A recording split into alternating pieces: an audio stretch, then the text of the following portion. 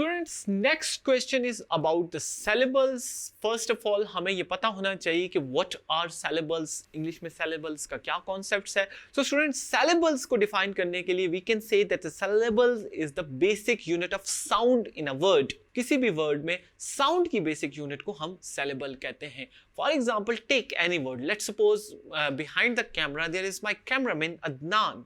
His name is Adnan. So the word Adnan comprises two sounds, Adnan.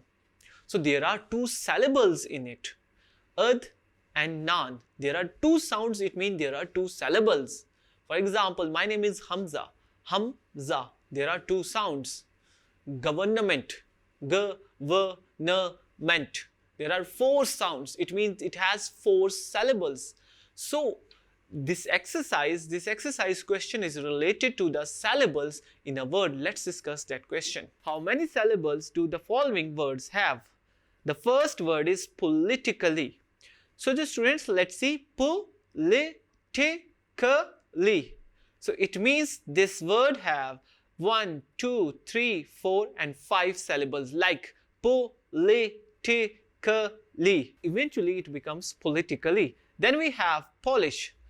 Polish. It has two syllables. Polka. Polka. Two syllables. Then we have Pole. Only one syllable. Then we have Poland. Poland. Then it has two syllables. So students, I hope you understand the concept of syllables, that it is the basic unit of sound in a word. Let's move towards the next question.